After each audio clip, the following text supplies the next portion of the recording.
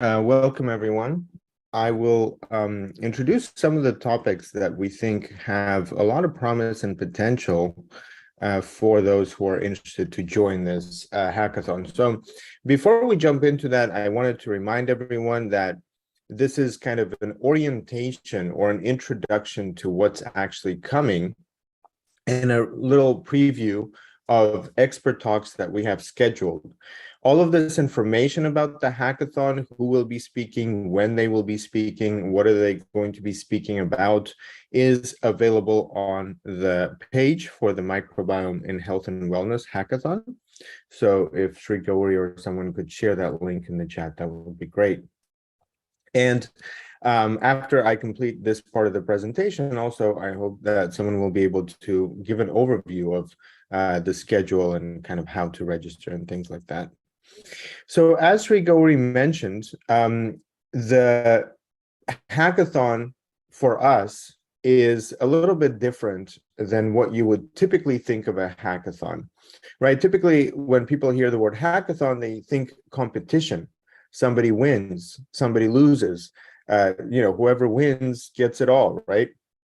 But what we are trying to do is make this hackathon into a learning experience.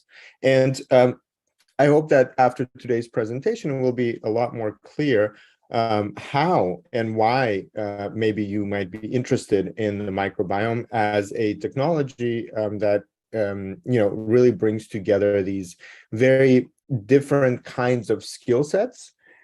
Computer science is the focus of today's session, but we have previously talked, I think, briefly about the microbiome as a field in biotechnology and business as an important concept to consider when you think about the innovation in the microbiome space.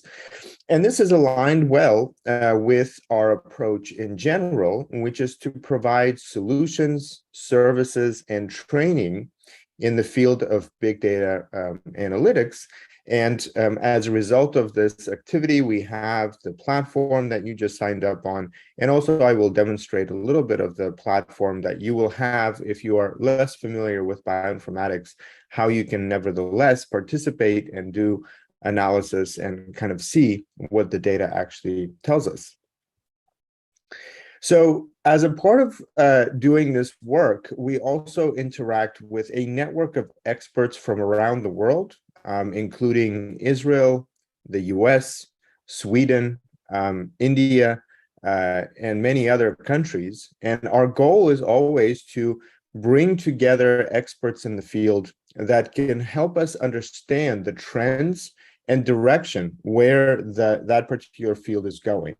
And so together with the experts for this hackathon, we are also going to be learning together with all of you about these trends, about the need in the industry, about the progress that the researchers are making, and about the way that data could be used to make that progress, accelerate that progress, and make it more reliable in terms of that is really what we see in the data, and not just hype that a lot of times, unfortunately, happens in this field as well.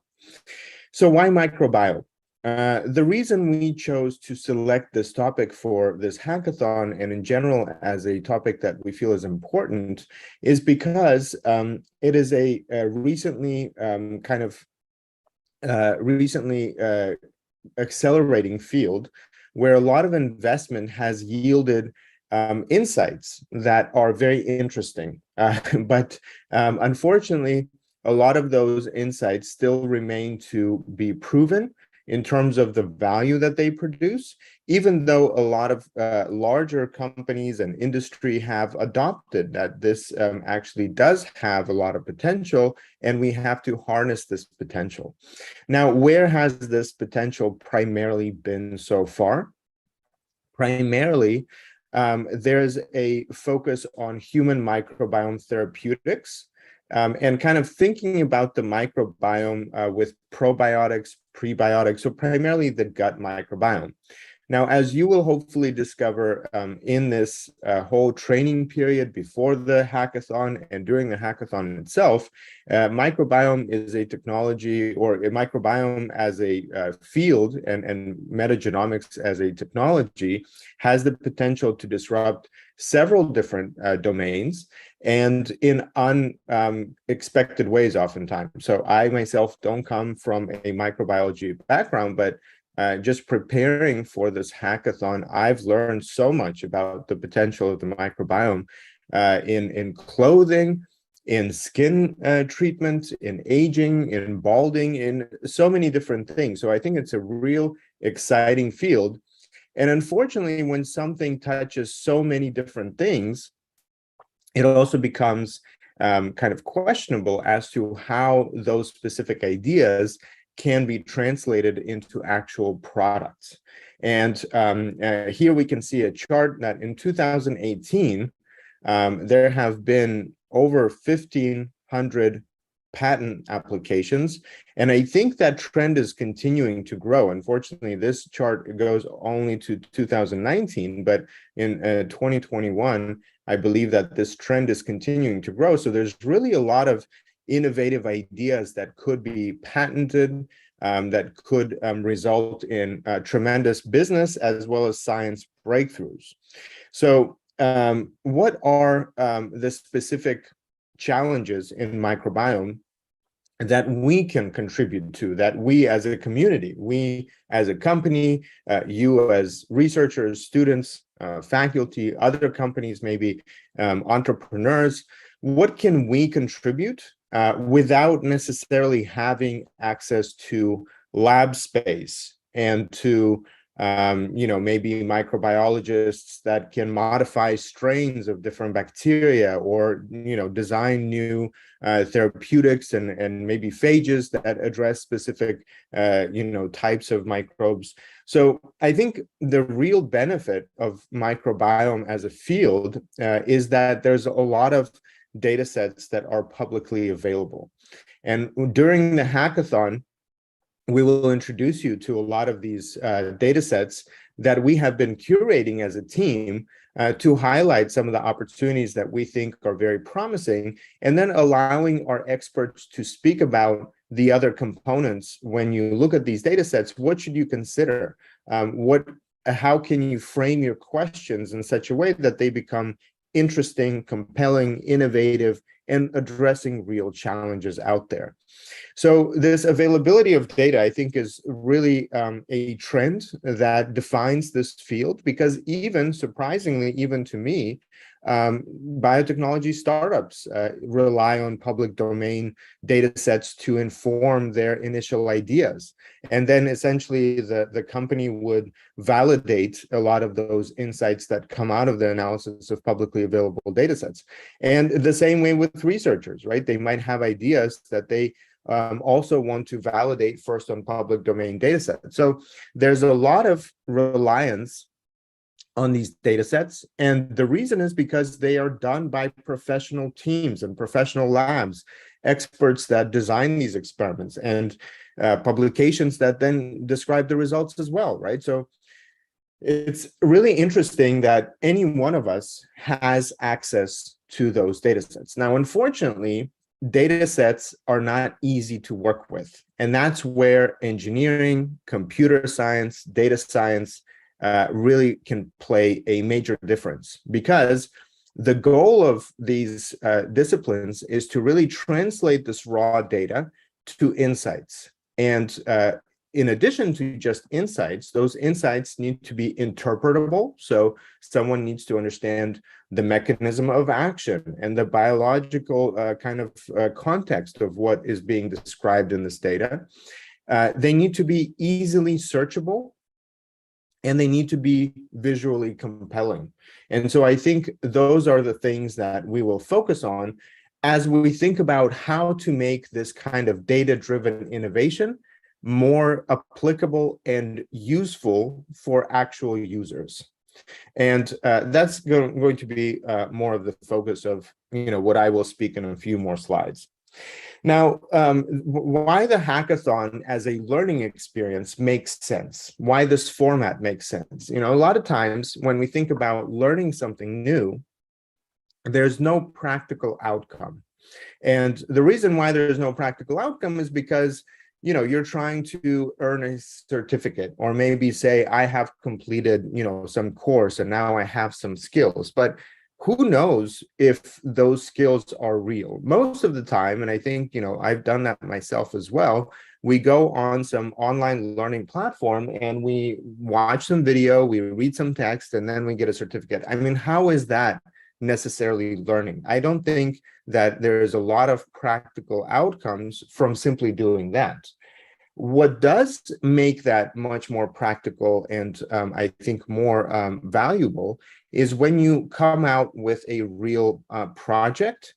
And that could be a research project, but in this case, you can really come out with a practical solution.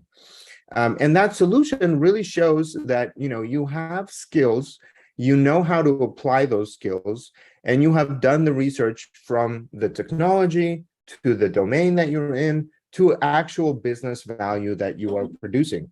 So that's the goal of this hackathon. It's a learning experience because it will allow you to show your creativity, your ability to overcome challenges and solve problems.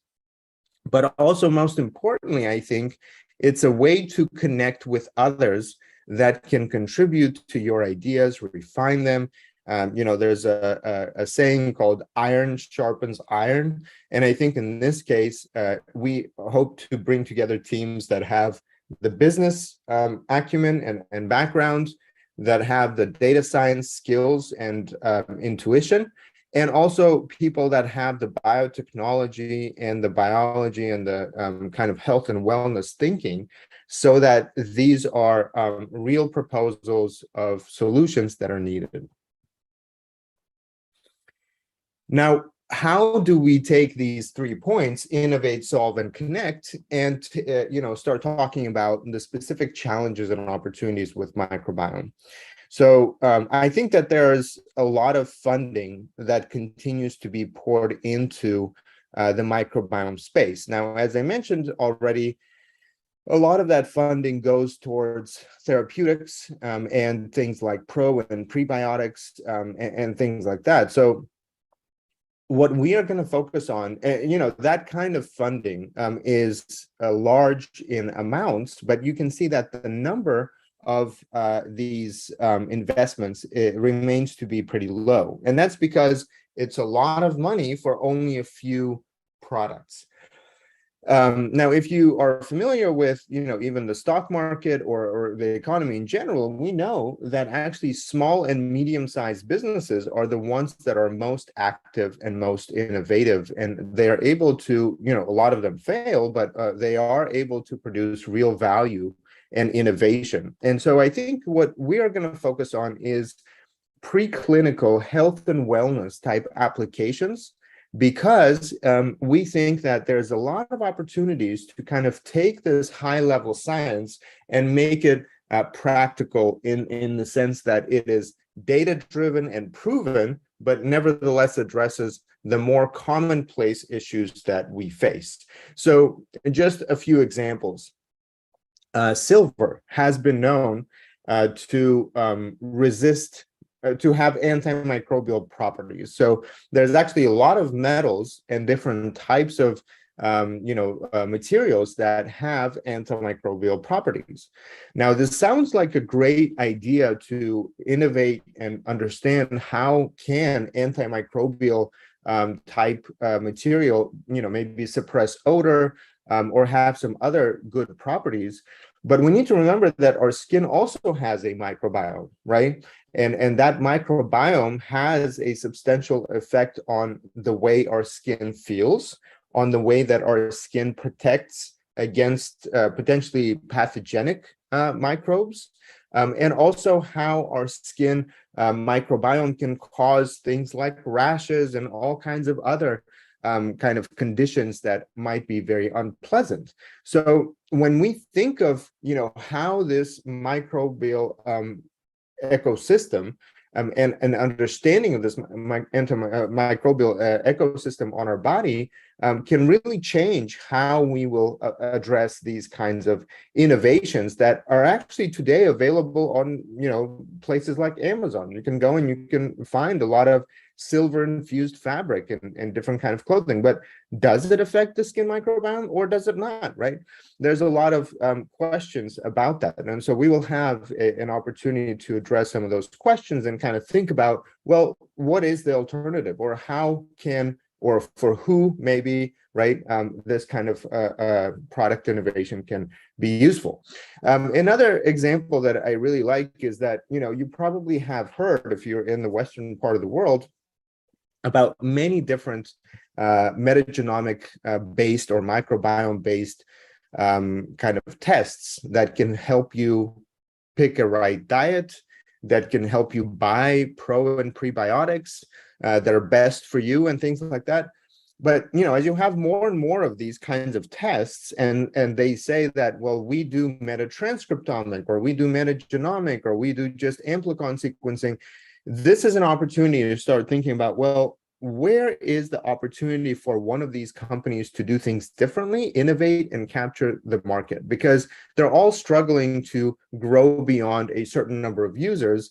And so those business problems are related to also how the public perceives the actual benefits of microbiome sequencing, or understanding your microbiome, or how to maybe link it to specific phenotypes if there is a direct link. So those are some of the questions that we can really focus on. And I think the important part here, as we think about solving these challenges, is being able to connect to experts that can guide us, provide us with clarity, and help us eliminate kind of questions that are already explored and will not lead to anything specific.